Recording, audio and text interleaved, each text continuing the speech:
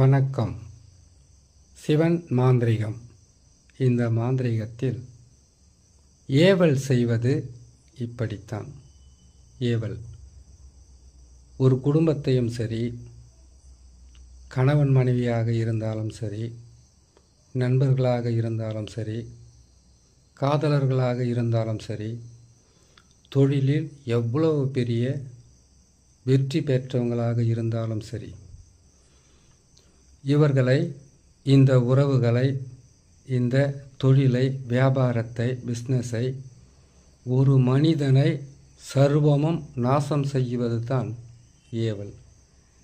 ஏவல் செய்தால் என்னென்ன பாதிப்புகள் வரும் என்பதை இன்னொரு பதிவில் பார்க்கலாம். எதற்காகன்னு கேட்டிங்கன்னாக்கா, ஏவல் செய்வது இப்படித்தான். ஏவல் செய்கிறதுக்கு முதல்ல, ஏவல் என்பது துஷ்ட ஆத்மாக்கள் இல்லை, ஒரு மனிதன் துர்மரணம் அடையணும். ஆணாக இருந்தாலும் பெண்ணாக இருந்தாலும் துர்மரணம் அடைகிறது. அந்த துர்மரணம் அடைந்த அந்த ஆத்மாவை வசியம் செய்வாங்க. வசியம் செய்கிறதுக்கு அந்த துர்மரணம் அடைந்த, துர்மரணம் என்னன்னா விஷம் குடித்து இறப்பது, இல்லை தூக்கு போட்டுக்கிட்டு சாகிறது, விபத்து ஏற்பட்டு சாகிறது, இல்லை அற்பாயுள்னு சொல்லுவாங்க. அற்பாயுள்னு கேட்டிங்கன்னாக்கா, ஒரு திருமணம் ஆவறதுக்கு முன்னாடி, திருமணம் ஆன பிறகு முதிர்ந்த வயது இல்லாமல் இளம் வயதிலேயே ஆசைகளும் தேவையும் நிறைவேறாமல் மரணம் அடைகிறவங்க தான் துர்மரணமாக இருப்பாங்க. அகால மரணம்னு சொல்லுவாங்க. இப்படி இறந்தவங்களை சில மந்திரங்களால், சில எந்திரங்களால், சில வகையான பொருட்களையும் வைத்து அந்த ஆத்மாவை மயானத்திலிருந்து இவங்க வசியம் பண்ணி எடுத்துக்குவாங்க. மாந்திரிகர்கள் செய்வதே மிகவும் கொடியது இதுதான். அந்த துர்மரணம் அடைந்தவங்களுடைய ஆத்மாவை வசியம் செய்து அதை வைத்து ஏவல் செய்வது. சும்மாவே ஏவல் என்பது சர்வசாதாரணமாக யாருக்கும் செய்திட முடியாது. அந்த நிறைவேறாத ஆசைகளால் துர்மரணம் அடைந்தவங்க, அகால மரணம் அடைந்தவங்க கொடூர குணம் கொண்டவங்களாக இருப்பாங்க. ஒருவரை அழிக்கவும் தயங்க மாட்டாங்க, ஒரு குடும்பத்தை நாசம் பண்ணவும் தயங்க மாட்டாங்க. இப்படிப்பட்ட ஒரு குணம் உள்ளவங்களை தான் மாந்திரிகர்கள் தன் வசப்படுத்திப்பாங்க. எப்படி வசியம் படுத்துகிறாங்க அப்படின்னாக்கா, இறந்தவர்களை அவங்கள கொண்டு போய் எரித்து காடாற்றுவாங்க.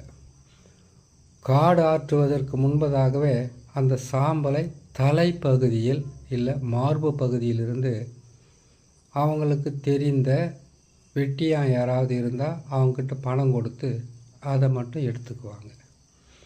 அப்படி இல்லாமல் இருந்தால், இதுக்கு முன்னாடி எப்போவோ நூற்றுக்கணக்கான வருஷங்களுக்கு முன்னாடி கன்னி கழியாத பெண், திருமணமாகாத ஆண் இறந்திருந்தால் அந்த சடலத்தை எடுத்து போய் குழித்தொயலம் இறக்கினதா சில மாந்திரிக குறிப்புகள் இருக்குது. அதே மாதிரி தலைச்சம்பிள்ளைகளை செய்ததா மாந்திரிக குறிப்பு இருக்குது. இப்போ எல்லாம் அப்படி செய்தால் அரசாங்கத்தால் பல வகையான தண்டனைகளுக்கு உள்ளாவாங்க. அப்படி இல்லாமல் மந்திரங்கள், அதாவது மந்திர உபாசனைன்னு ஒன்று இருக்குது. நம்ம சொல்கிற ஒவ்வொரு மந்திரமும் நம்மளுடைய தலையை சுற்றி சுற்றி வந்து கொண்டே இருக்கும். இப்போ சர்வசாதாரணமாகவே ஓம் நமச்சிவாயா என்கின்ற மந்திரத்தை தினமும் 108 முறை யாரெல்லாம் பிரயோகப்படுத்துகிறாங்களோ அவங்களுக்கு பெரிதளவு மாந்திரிக பாதிப்பு வராதுன்னு மாந்திரிக நூல்கள் சொல்லுது. அப்படி இருக்கும்போது அது எந்த திசையில் சொல்லணும், எப்படி சொல்லணும் என்ற விதிமுறை இருக்குது. இதே நமச்சிவாயம் என்கின்ற 5 எழுத்தில் 108 வகையான மாந்திரிகத்தை பயன்படுத்தலான்னு தான் இன்னொரு ஜோதிட நூலும் சொல்லுது. எல்லோருக்குமே மாந்திரிகம் கைவசப்படாது. அப்படி கைவசப்படுகிறவங்க தவறான பாதையில் போகாமல் இருக்கணும். தவறான பாதையில் போகாமல் இருக்கணும்னு சொல்லிட்டு ஏவல் செய்வது எப்படின்னு போகிறது தவறுதான்னு கேட்டாக்கா, ஒரு மாந்திரிகத்தில் எதுவெல்லாம் இருக்குது, அது எப்படியெல்லாம் செய்வாங்க, எப்படி செய்தால் இந்த பாதிப்புக்கெல்லாம் வரும் என்பதை சொல்ல வேண்டியது ஒரு கடமை. அப்படி இருக்கும்போது மரணம் அடைந்தவருடைய ஆத்மாவை மந்திர மூலியமாக, தகடு மை மூலியமாக அந்த தகடில் எழுதக்கூடிய அச்சாரங்கள் வைத்து அதை ஈர்க்க முடியும். அவங்களுடைய பேர், அவங்களுடைய குலதெய்வம் பேர், அவங்களுடைய உடை, அவங்களுடைய காலடி மண், இது எல்லாம் இறப்பதற்கு முன் அவங்கக்கிட்ட இருந்தால் அவங்கள ஈஸியாக வசம் பண்ணிடுவாங்க. இல்லைன்னா அவங்கள எரித்த சாம்பல் தான் வேணும். இதை கொண்டு வந்து கட்டாயமாக ஒரு உருவ பொம்மையை செய்வாங்க. அதாவது சாம்பல் இருந்தால் அதில் செய்வாங்க. இல்லைனாக்கா அவங்களுடைய பேர், அவங்களுடைய குலதெய்வ பேர், அவங்களுடைய காலடி மண், துணி ஏதாவது இருந்தால் அதை வச்சு ஒரு ஏவல் செய்கிறதுக்குன்னு பல வகையான விதிமுறைகள் இருக்குது. ஏவல் செய்யும்போது மட்டும் எல்லா மண்ணையும் எடுக்கலாம். எட்டி மரத்தினுடைய மண்ணை மட்டும் தொடக்கூடாது. ஏன்னு கேட்டிங்கனாக்கா, துஷ்ட ஆத்மாக்களை விரட்டி அடிப்பதில் முதலிடம் பெறுவது எட்டி மரத்து வேறு தான். இந்த எட்டி மரத்தினுடைய கிழக்கு, மேற்கு, வடக்கு, தெற்குன்னு சொல்லக்கூடிய 4 வகையான திசையில் இருக்கக்கூடிய வேரும் 4 வகையான பலன்களை தரும். எட்டி மரத்தினுடைய வேர், எட்டி மரத்தினுடைய கிளை, இலை எதுவாக இருந்தாலும் வீட்டுக்குள்ளே இருந்தால் வீட்டில் இருக்கக்கூடிய தெய்வங்கள் கூட வீட்டை விட்டு வெளியில் ஓடுன்னு சொல்லுவாங்க. ஒரு வீட்டில் ஒரு செய்வன பாதிப்பு, இல்லை ஏவல் பில்லி சூனிய பாதிப்பு, இல்லை எவ்வளவோ மாந்திரிகத்தால் பாதிப்பு இருக்குன்னாக்கா, எட்டி மரத்தினுடைய கிழக்கு பக்கம் இருக்கக்கூடிய வேரை எடுத்துகிட்டு வந்து அதை 4 வகையான அஷ்டபந்தனமாக செய்து ஒரு வீட்டுக்கு 4 பக்கமும் இதற்குண்டான பலியுடன் சேர்த்து அதை புதைத்து வச்சிட்டாக்கா, அந்த வீட்டில் இருக்கக்கூடிய துஷ்டாத்மா மட்டும் இல்லை, அந்த வீட்டுக்கு குலதெய்வமே வராத அளவுக்கு வேலை செய்யும். இதே போல் இந்த எட்டி மரத்தினுடைய வேரை தகுந்த முறை பிரகாரம் மாந்திரீக மந்திரங்களை பிரயோகம் செய்து அந்த வீட்டுக்குள்ளே புதைச்சி வைக்கிறது. மறைச்சி வச்சாவே அந்த வீட்டில் இருக்கக்கூடிய ஆண், பெண், கணவன், மனைவி, பிள்ளைகள் எல்லாமே ஒருவருக்கு ஒருவர் ஒற்றுமை இல்லாமல் எட்டி போவாங்க. வெட்டி விடும் எட்டி மரம் அப்படின்னு சொல்லுவாங்க. குலதெய்வம் வராது, குலத்தை காக்கின்ற தெய்வம் வராது, இறந்தவர்களுடைய ஆத்மா கூட வீட்டுக்கு வராத அளவுக்கு விரட்டி அடிப்பது தான் எட்டி. சரி, விளக்கம் போதும். இப்போது ஏவல் செய்கிறது எப்படின்னு போட்டுடலாம். ஏவல் செய்யணுன்னாக்கா முதலில் நம்ம செய்யக்கூடியது இந்த சாம்பல் இல்லை அவங்களுடைய இதெல்லாம் எடுத்து வச்சுக்கிட்டு இறந்தவங்களுடைய காலடி மண், துணி, அவங்களுடைய தலைமுடி, இதையெல்லாம் எப்படி நம்ம எடுக்க முடியும்னு கேட்டிங்கனாக்கா, அதுக்கு தானே வெட்டியாக இருக்காங்க. காலடி மண், தலைமுடி, துணி, அவங்களுடைய பேர், இதையெல்லாம் ஒரே டைமில் கிடைக்குமான்னு கேட்டாக்கா, இதில் ஏதாச்சும் ஒன்று கிடைச்சா போதும் ஏவல் செய்கிறதுக்கு. இதை எடுத்து இந்த எட்டி மரத்தினுடைய வேர் பக்கத்தில் இருக்கக்கூடிய மண்ணை தவிர முச்சந்தி மண், இடுகாட்டு மண், புத்து மண், அது மட்டும் இல்லாமல் ஒரு மனிதனுக்கு எந்த திசையில் போனாலும் முக்கூட்டு வழி மண்ணுன்றது தாண்டி தான் போவாங்க.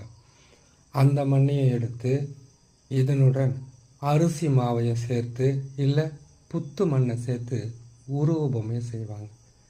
உருவ பொம்மையை செய்து இதுக்கு எதையெல்லாம் சேர்ப்பாங்க தெரியுங்களா? 5 வகையான கள்ளிப்பால் சேர்ப்பாங்க. அதோடு சேர்ந்து பன்றியோட உதிரும். இதோட முள்ளம்பன்றியோட அதனுடைய மலம், குடல், பிச்சு இது எல்லாமே ஒன்றா சேர்த்து ஏவல் பொம்மையை உருவாக்குவாங்க.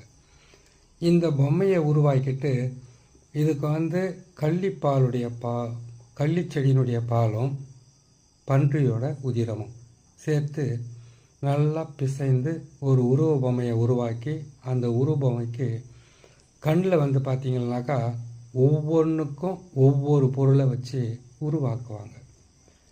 இதை உருவாக்கி இதுக்கு உண்டான பூஜை விதிமுறைகள் பிரகாரம் இதுக்கு அருகம்புல், எருக்கம்பூவு, இந்த வகையான எல்லா வகையான மலர்களையும் அதுக்கு பூஜை செய்து அதுக்கு பிறகு தான் அந்த உருவத்துக்கு சிவப்பு துணி இல்லை கருப்பு துணி இதை பயன்படுத்துவாங்க. இதை பயன்படுத்திட்டு அதுக்கு உண்டான மந்திரத்தை அவங்களுடைய பேரோடு சேர்த்து சொல்லுவாங்க. அப்படி சொல்லும்போது அந்த ஏவல் பொம்மைக்கு அந்த ஆத்மானுடைய சக்தி இழுக்கக்கூடிய ஒரு மிகப்பெரிய ஒரு சக்தி வந்துடும். அந்த சக்தி வந்த உடனே தன்னுடைய கட்டுப்பாட்டுக்குள்ளே அதை வச்சுப்பாங்க. அதை வச்சு அவங்களுக்கு இதை செய்யணும் இப்படி செய்யணுன்றதெல்லாம் சொல்ல ஆரம்பிப்பாங்க. அதுவும் செய்ய ஆரம்பிக்கும். இது சும்மாவே அந்த ஏவல் பொம்மை செய்திடாது. ஒவ்வொருத்தருக்கும் ஒவ்வொரு ஆசை இருக்கும். ஒருத்தருக்கு நல்லா சாப்பிடணும்னு ஆசை இருக்கும், இறந்த அந்த துஷ்டாத்மாக்கு. இல்லை ஒருத்தரை பழி வாங்கணுன்ற ஆசை இருக்கும். ஒரு சிலருக்கு நல்லா மது அருந்தணுன்ற ஆசை இருக்கும். ஒரு சிலருக்கு நல்லா மாமிசம் சாப்பிடணுன்ற ஆசை இருக்கும். ஒரு சிலருக்கு ஆண் பெண் சேர்க்கை மேலே மிகப்பெரிய ஒரு ஈர்ப்பு இருக்கும். ஒரு சிலருக்கு கலகம் மூட்டி வர்றது, சண்டை போடுறது, இரத்த காயங்களை ஏற்படுத்துவது, அப்படின்னா விபத்துக்களை ஏற்படுத்துவது. இதே போல் இன்னொருத்தர் துர்மரணம் அடைகிறதுக்கு வழியை காட்டுவது. இப்படியெல்லாம் ஒவ்வொரு துஷ்டாத்மாக்களுக்கும், ஒவ்வொரு அகால மரணம் அடைந்தவங்களுக்கும், துர்மரணம் அடைந்தவங்களுக்கும் கட்டாயமாக ஆசைகள் இருக்கும். அந்த ஆசைகளை இவங்களுடைய வழிக்காக அந்த ஆசைகளை நிறைவேற்றுற மாதிரி அவங்கள பழி வாங்க சொல்லுவாங்க. அதற்கு தேவையானது ஒவ்வொருத்தருக்கும் ஒரு ஆசை இருக்குன்னு சொன்னோம் இல்லையா. இப்போது இந்த அகால மரணம் அடைந்தவங்க, துர்மரணம் ஏற்பட்டவங்களுக்கு எப்படியாப்பட்ட ஆத்மாக்களாக இருந்தாலும் அவங்க உணவை உட்கொள்ள முடியாது. ஆனால் அதனுடைய வாசனைகளையே அவங்களால நுகர முடியும். அந்த வகையில் அவங்களுக்கு மது, மாமிசம், அப்புறமா அவங்களுக்கு தேவையான வாசன திரவியங்கள், அவங்களுடைய ஆசைகளை தெரிந்து அந்த ஏவலை செய்ய சொல்லுவாங்க. ஒரு குடும்பத்தில் கணவன் மனைவியை பிரிக்கணுமா, இந்த ஆத்மாக்களை ஏவல் விடுவாங்க. இதை எப்படி ஏவல் விடுவான்னு கேட்டிங்கனாக்கா, முதல்ல முழுமையாக சொல்லிடுறேன். இந்த துஷ்ட ஆத்மாவுக்கு என்ன தேவையை பார்த்து மது, மாமிசம், அதுக்கு உண்டான சுருட்டு, பீடி, அதுக்கு உண்டான உதிரம், இது எல்லாமே படையலாக போட்டு அதுக்கு பிறகு இந்த துஷ்ட ஆத்மாவுக்கு என்னவெல்லாம் தேவைன்றதை இவங்க தெரிஞ்சு வச்சுக்கிட்டு கணவன் மனைவியை பிரிக்கணுமா, குடும்பத்தை சர்வ நாசம் செய்யணுமா, தொழிலை உருப்படாத அளவுக்கு செய்யணுமா, நல்லா இருந்த ஒரு பிஸ்னஸை முற்றிலும் தலைகீழாக மாற்றணுமா, ஒரு குடும்பத்தை தனித்தனியாக பிரிக்கணுமா, சேர்ந்து இருக்கிற எந்த உறவாக இருந்தாலும் பிரிக்கணுமா, எப்பேற்பட்ட ஆளாக இருந்தாலும் அவங்கள பல வகையில் பாடாப்படுத்துவது தான் ஏவல் செய்கிறது. இந்த ஏவலை இப்படியெல்லாம் செய்வாங்க. இந்த ஏவல் 8 வகைப்படும். இந்த 8 வகையில் இது சொல்கிறது பார்த்திங்கனாக்கா 2% மட்டும்தான் இப்போ சொல்கிறது. மீதி கொடுமையாக இருக்கும், சர்வசாதாரணமாக இருக்கும். ஒவ்வொரு பதிவிலும் ஒவ்வொரு ஏவலை பற்றி நம்ம சொல்லலாம்.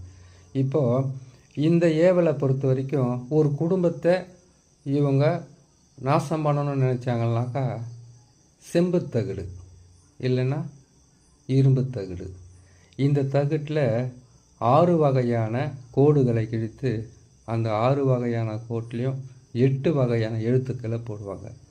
நசி நசி, பிரி பிரி, மசி மசினெல்லாம் எழுதுவாங்க. எழுதிட்டு இதுக்கு என்ன பண்ணுவான்னு கேட்டிங்கன்னாக்கா பல வகையான சுத்திகரிப்பு செய்துட்டு உதிரத்தாலையும் சுத்திகரிப்பு செய்துட்டு அதுக்கு பிறகு என்ன செய்வாங்கன்னு கேட்டிங்கன்னாக்கா அவங்களுடைய பேரையெல்லாம் அந்த மந்திர எழுத்துக்களோடு சேர்த்து இவங்களெல்லாம் வந்து இன்னாரை இப்படியெல்லாம் வந்து அழிக்கணுன்ற பேரை எழுதி அந்த ஏவல் பொம்மையினுடைய மார்பு பகுதியில் கால் பகுதியில் செய்கிறது ஒன்று இருக்குது, முழங்கால் பகுதியில் செய்கிறது ஒன்று இருக்குது, இடுப்பு பகுதியில் செய்கிறது ஒன்று இருக்குது, மறைமுகஸ்தானத்தில் செய்ய வேண்டிய பலன் ஒன்று இருக்குது, வயிற்றில் செய்கிறது ஒன்று இருக்குது, மார்பகத்தில் செய்கிறது ஒன்று இருக்குது, புஜத்தில் செய்கிறது ஒன்று இருக்குது, 2 கையிலையும் செய்கிறது ஒன்று இருக்குது, கழுத்தில் செய்கிறது ஒன்று இருக்குது, வாய் வழியாக வாய்க்கட்டு போடுறதுக்கு உண்டான வழி இருக்குது. அதே போல் கண்களை கட்டுறது, தலைப்பகுதியை வச்சு உயிரை வாங்கிறது, இப்படியெல்லாம் பல வகையில் இருக்குது. இதில் எந்த பகுதியில் வந்து அவங்க தகடை வச்சு அந்த ஏவல் விடுறாங்கன்றது தான் பெரிய விஷயமே. ஆனால் சுருக்கமாக மார்பு பகுதியில் வச்சு செய்தால் அது மிகவும் கொடுமையாக இருக்கும். மார்பு பகுதியில் வச்சு செய்துட்டு ஏவல் மந்திரங்களை பிரயோகம் செய்வாங்க. பிரயோகம் செய்துட்டு அதுக்கு உண்டான விதிமுறைகளை சொல்லுவாங்க. இந்த குடும்பத்தை இப்படி அழிக்கணும், இந்த குடும்பத்தை இப்படி பிரிக்கணும், இவங்களுக்கு இவ்வளவு கஷ்டத்தை கொடுக்கணும், இவங்களுக்கு இவ்வளோ துன்பத்தை கொடுக்கணுன்றத விதிமுறை பிரகாரம் இவங்க செய்து அனுப்பி வச்சாங்கன்னாக்கா அந்த ஏவலாகப்பட்டது அந்த குடும்பத்தையும் இல்லை அதனுடைய ஆசைகளை தீர்ப்பதற்காக சண்டை போட வைக்கிறது, விபத்து ஏற்பட வைக்கிறது, இப்படி பல வகை இருக்குது. ஏவல் செய்வது இப்படி தான்ற பதிவு போட்டிருக்கோம். இன்னும் இதில் வந்து 7 வகையான ஏவல் இருக்குது, 16 வகையான ஏவல் கூட இருக்குது. ஒவ்வொரு பதிவும் ஒவ்வொரு நாளைக்கு நேரம் இருக்கும்போது போடுறேன், கேட்டு நீங்கள் பயன்பெறலாம். தெரிஞ்சவங்க ஏவல் செய்கிறதுக்கு ரொம்ப ஜாக்கிரதையாக செய்யணும். கொஞ்சம் தவறினாலும் ஏவல் செய்யணும்னு நினைக்கிறவங்களையும் செய்கிறதுக்கு பொருட்களை சேர்க்குறவங்களையும் அழிக்க ஆரம்பிச்சிடும். மிக கவனமாக இருக்கணும். இதை செய்யணுன்னா இந்த மாந்திரிகத்தில் வந்து மிகவும் முக்கியமானதுன்னு சொல்லப்போனால் ருத்ரன், காளி, இவங்களுடைய உபாசனையும் இவங்களுடைய அனுக்கிரகமும் இவங்களுடைய விருப்ப பிரகாரம் இருப்பவங்களுக்கு கட்டாயமாக ஏவல் என்பது சித்தியாகும். ஆனால் ஒரு குடும்பத்தை அழிக்கிறது, ஒரு குடும்பத்தை நிலைகுலைய செய்வது, ஒரு குடும்பத்தில் இருக்கக்கூடிய நல்ல உறவுகளை பிரிக்கிறது பாவம். ஆனால் இதெல்லாம் இருக்குது என்பதை ஒவ்வொரு பதிவாக போடுறேன். இதில் எந்த பாதிப்புக்கு உங்களுக்கு இருக்கோ அந்த பாதிப்பை தகுந்த முறையில் செய்து உங்களை காப்பாற்றிக்கலான்னு சொல்லி இன்னொரு நல்ல பதிவுகளை நான் சந்திக்கிறேன். நன்றி, வணக்கம்.